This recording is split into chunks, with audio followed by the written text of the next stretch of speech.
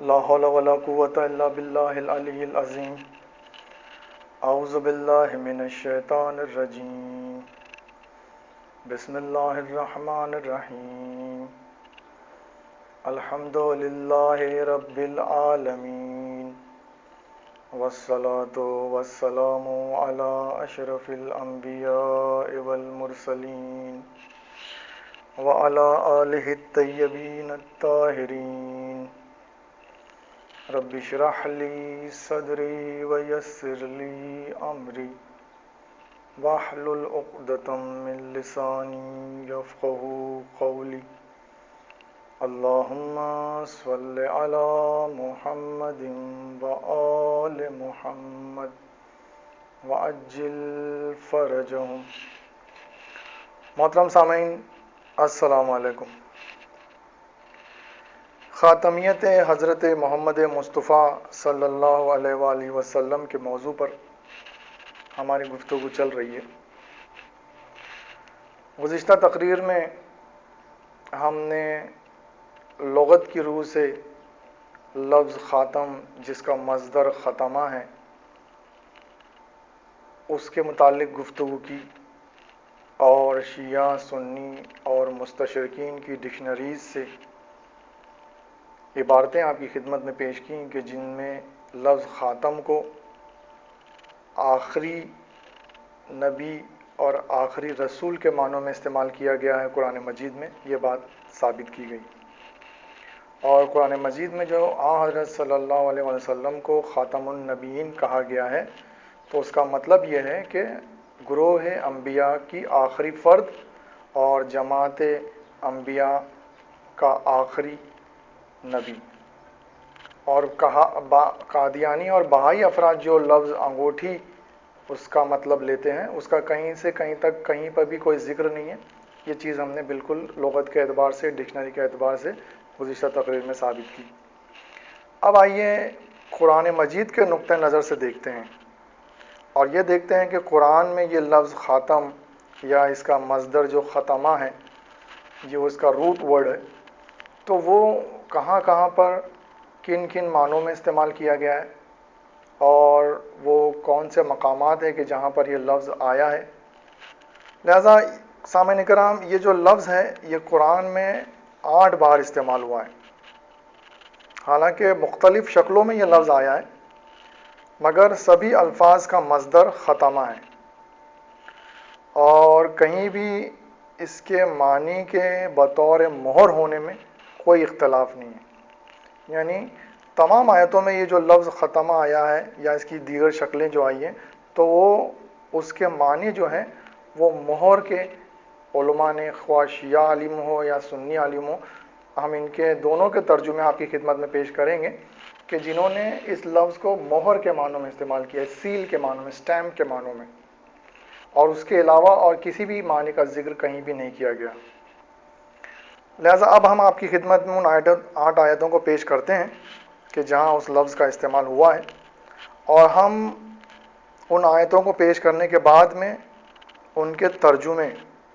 سنی اور شیعہ دونوں فرقوں کے عالم دین کے ترجمہ قرآن سے پیش کریں گے کہ جس سے یہ بات ثابت ہوگی کہ اس مسئلے میں اور اس لفظ کے معنوں کے متعلق تمام امت مسلمہ متفق ہے اور ہر کوئی اس کے وہی معنی بتاتا ہے کہ جو اس کے حقیقی اور اصلی معنی ہیں. لہٰذا آئیے اب سب سے پہلی آیت جو ہے وہ سورہ بقرہ کی آیت نمبر 7 ہے کہ جس میں خداوند متعال ارشاد فرما رہا ہے، ختم اللہ علی قلوبہم وعلی سمعہم. اور اب ہم مکمل آیتوں کو نہیں پیش کریں گے، بلکہ وہ فقرے، وہ ٹکڑے کہ جو ان آیتوں میں جہاں پہ یہ لفظ استعمال ہوا ہے اسی کو پیش کریں گے صرف، اور اسی کا ترجمہ آپ کی خدمت میں پیش کریں گے. لہذا یہ جو پہلی آیت ہے سورہ بقرہ کی آیت نمبر 7، تو اب پہلے جو ہم ترجمے پیش کریں گے آپ کی خدمت میں وہ شیعہ عالم دین مولانا سید فرمان علی صاحب کے ترجمہ قرآن سے پیش کریں گے، اور پھر یہ تمام ترجمے شیعہ عالم دین کے پیش کرنے کے بعد میں سنی عالم دین شاہ عبد القادر محدث دہلوی کے ترجمہ قرآن سے پیش کریں گے. لہٰذا مولانا فرمان علی صاحب نے اس کا ترجمہ اس طریقے سے کیا ہے، ان کے دلوں اور ان کے کانوں پر نظر کر کے خدا نے تصدیق کر دی ہے کہ یہ ایمان نہ لائیں گے. اور اپنی تفسیری حاشیے میں وہ لکھتے ہیں ختمہ کا مطلب علامت مقرر کرنے کے ہیں، یعنی خدا نے ان کی یہ حالت دیکھ کر ان کے دل اور کان پر علامت مقرر کر دی ہے کہ یہ ایمان لانے والے نہیں ہیں۔ لہذا سامعین کرام، علامت مقرر کرنا دراصل وہی ہے مہر کرنا، کیونکہ مہر جب انسان کرتا ہے تو وہ مہر بھی دراصل ایک علامت ہوتی ہے کہ جو مقرر کی جاتی ہے، جو لگائی جاتی ہے اس بات کو ثابت کرنے کے لیے کہ اب اس کے بعد میں اور کسی بھی شے کا اضافہ اس میں ممکن نہیں ہے۔ بہرحال دوسری آیت جو ہے وہ ہے سورہ انعام کی آیت نمبر 47۔ خداوند متعال ارشاد فرما رہا ہے قل ارائیتم ان اخذ اللہ سمعکم و ابصارکم و ختم علی قلوبکم، یعنی پوچھو تو کہ کیا تم یہ سمجھتے ہو کہ اگر خدا تمہارے کان اور تمہاری آنکھیں لے لے اور تمہارے دلوں پر مہر کر دے۔ یہ تھا دوسری آیت کا ترجمہ۔ تیسری آیت جو ہے وہ ہے سورہ جاسیہ کی آیت نمبر 23۔ افرأیت من اتخذ الہہ ہواہ واضلہ اللہ علی علم وختم علی سمعہ وقلبہ، یعنی بھلا تم نے اس شخص کو بھی دیکھا جس نے اپنی نفسانی خواہش کو معبود بنا رکھا ہے اور اس کی حالت سمجھ بوجھ کر خدا نے اسے گمراہی میں چھوڑ دیا ہے اور اس کے کان اور دل پر علامت مقرر کر دی ہے کہ یہ ایمان نہ لائے گا۔ چوتھی آیت سورہ یاسین کی آیت نمبر 65 ہے الیوم نختم علی افواہہم، یعنی آج ہم ان کے منہوں بریکٹ میں جبڑوں پر مہر لگا دیں گے۔ پانچویں آیت سورہ شورى کی آیت نمبر 24 ہے فَإِن يَشَإِ اللَّهُ يَخْتِمْ عَلَى قَلْبِكَ، یعنی تو اگر خدا چاہتا تو تمہارے دل پر مہر لگا دیتا۔ چھٹی آیت سورہ تطفیف کی آیت نمبر 25 ہے یُسْقَوْنَ مِن رَحِیقٍ مختوم، یعنی ان کو سر بمہر خاص شراب پلائی جائے گی۔ سر بمہر یعنی ایسی شراب کہ جس کے اوپر مہر لگی ہوئی ہو۔ ساتویں آیت اسی سورہ تطفیف کی آیت نمبر 26 ہے، اور اسی گزشتہ آیت کے بعد میں خداوند متعال نے جو کہا کہ یُسْقَوْنَ مِن رَحِیقٍ مختوم، تو اس کے بعد پہلے آیت میں خداوند متعال نے ارشاد فرمایا ہے ختامہ مسک، یعنی جس کی مہر مشک کی ہوگی، مشک کی۔ اور آٹھویں آیت ہے سورہ احزاب کی آیت نمبر 40 آیت نمبر 40 کہ جس میں اس لفظ کو باقاعدہ اس موضوع کے متعلق براہ راست استعمال کیا گیا ہے ما کان محمد ابا احد من رجالکم ولکن رسول اللہ و خاتم النبیین، یعنی محمد تمہارے مردوں میں سے حقیقتاً کسی کے باپ نہیں ہیں بلکہ اللہ کے رسول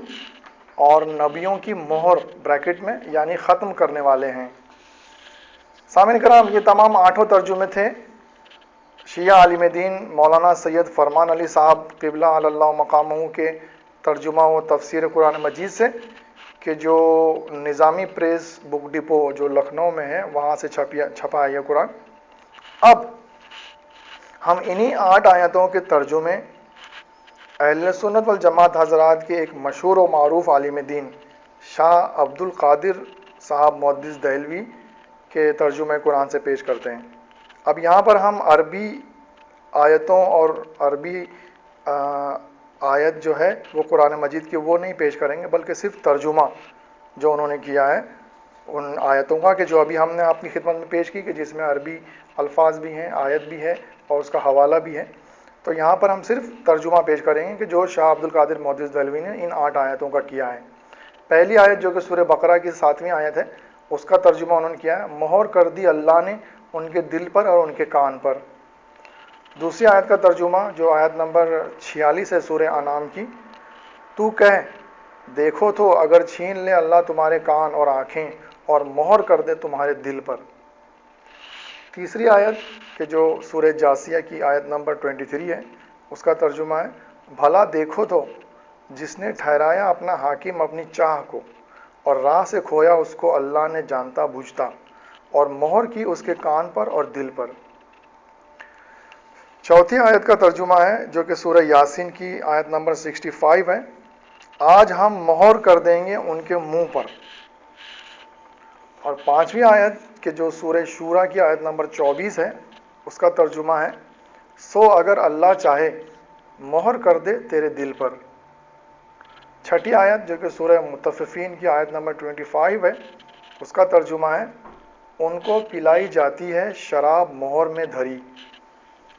اور ساتویں آیت جو کہ اس کے بالکل آگے کی آیت ہے، سورہ مطففین کی آیت نمبر 26، جس کا ترجمہ ہے، جس کی مہر جمتی ہے مشک پر۔ آٹھویں آیت سورہ احزاب کی آیت نمبر 40، اس کا ترجمہ ہے، محمد باپ نہیں کسی کا تمہارے مردوں میں، لیکن رسول ہے اللہ کا، اور مہر سب نبیوں پر۔ لہذا سامعین کرام، ہم دیکھ رہے ہیں کہ ان آٹھوں آیتوں میں شاہ عبد القادر صاحب محدث دہلوی نے اس لفظ کا مطلب مہر بیان کیا ہے، اور ہم نے مولانا فرمان علی صاحب کی بھی زیادہ تر آیتوں میں دیکھا کہ انہوں نے اس لفظ کو مہر کے معنوں میں لیا ہے، اور کہیں کہیں پر جو انہوں نے علامت مقرر کر دی کے الفاظ استعمال کیے ہیں، تو دراصل وہ بھی مہر کے معنوں کو ہی ثابت کرتے ہیں، کیونکہ مہر بذات خود ایک علامت ہے کہ جو مقرر کر دی جاتی ہے، لگا دی جاتی ہے اس بات کو ثابت کرنے کے لیے کہ یہ آخری کام ہے، یہ آخری شے ہے، اب اس کے بعد میں اس کاغذ میں، اس معاہدے میں کوئی بھی چیز اور داخل نہیں ہو سکتی، اور اس میں کسی بھی چیز کا اضافہ نہیں ہو سکتا۔ لہذا سامعین، ہم دیکھ رہے ہیں کہ قرآن مجید میں جہاں پر ان 8 آیتوں میں یہ لفظ استعمال ہوا ہے، تو اس لفظ کو مہر کے معنوں میں ہی استعمال کیا گیا ہے، اور اس لفظ کے اصلی اور حقیقی معنی مہر کے ہیں۔ مہر یعنی سیل یا اسٹیمپ۔ عام طور پر سامعین کرام، ہم اپنی آج کی جدید دور کی دنیاوی زندگی میں دیکھتے ہیں کہ جب کوئی اہم معاہدہ ہوتا ہے یا کوئی اہم دستاویز تیار کی جاتی ہے یا کوئی ایک اہم کاغذ لکھا جاتا ہے، تو اس پر جو مہر لگائی جاتی ہے، آخر میں اسٹیمپ لگایا جاتا ہے، سیل لگائی جاتی ہے، تو وہ اس بات کی علامت ہوتی ہے کہ اب جو کچھ لکھا جانا تھا اس کاغذ پر، اس دستاویز پر، اس معاہدے میں، اور لکھا جا چکا، اور اب یہ آخری کام ہے، یہ آخری شے ہے مہر کے جو لگائی جا رہی ہے، اب اس کے بعد میں کسی اور شے کا اضافہ اس کاغذ میں، اس دستاویز میں یا اس معاہدے میں ناممکن ہے۔ اور اسی طریقے سے ہم دیکھتے ہیں کہ جب ان کاغذات کو، ان دستاویزات کو، ان وہ اوراق کو کہ جو معاہدہ جس پر لکھا گیا، ان کو جب کسی لفافے میں بند کر کے اس لفافے پہ جب مہر لگا دی جاتی ہے یا اس کو اسٹیمپ کر دیا جاتا ہے یا اس کو سیل کر دیا جاتا ہے، تو وہ بھی اس بات کی علامت ہوتی ہے کہ اب اس لفافے کے اندر کوئی بھی شے داخل نہیں ہو سکتی۔ یہ ایک آخری کام تھا، یہ ایک آخری شے تھی کہ جو اس امر کے متعلق وقوع پذیر ہوئی، اور اس کے بعد میں اب اس لفافے کے اندر کوئی بھی شے باہر کی داخل نہیں ہو سکتی۔ اور اس کے علاوہ ہم دیکھتے ہیں عام دنیاوی زندگی میں ہم مشاہدہ کرتے ہیں کہ جب حکومت کی طرف سے کسی دکان یا مکان کو سیل کیا جاتا ہے، اس پر مہر لگا دی جاتی ہے، اس کو تالا لگا کر اس پر مہر لگا دی جاتی ہے حکومت کی طرف سے، تو وہ مہر، وہ سیل جو رہتی ہے، وہ اس بات کی علامت رہتی ہے کہ اب اس کے بعد میں کوئی بھی شے اس دکان میں یا اس مکان میں داخل نہیں ہو سکتی۔ لہذا ان تمام شواہد کی بنیاد پر اور ان تمام ثبوتوں اور ان تمام بنیادوں پر جب ہم غور کرتے ہیں تو ہم دیکھتے ہیں کہ مہر دراصل وہ ایک ایسا کام ہے، ایک ایسی شے ہے کہ جو اختتام کو ثابت کرتی ہے، جو اس بات کو ثابت کرتی ہے کہ یہ آخری کام تھا، یہ آخری شے تھی، یہ آخری فعل تھا، کہ اب اس کے بعد میں کسی اور شے کا داخلہ یا اس کی شمولیت ناممکن ہے اور وہ نہیں ہو سکتی۔ لہذا جب قرآن مجید میں لفظ خاتم کو اور اس کے مصدر ختمہ کو مہر کے معنوں میں تمام جگہوں پر استعمال کیا گیا، اور وہی معنی شیعہ عالم دین ہو یا سنی عالم دین ہو، تمام نے اس کے وہی معنی بتائیں، تو اس سے یہ بات ثابت ہوئی کہ جب خاتم النبیین کے الفاظ سے جو خداوند متعال نے ارشاد فرمایا قرآن مجید میں، اور آن حضرت کو خاتم النبیین جو کہا ہے، تو وہ نبیوں کی مہر جیسا کہ ترجمہ کیا گیا کہ نبیوں کی مہر ہے، یعنی گروہ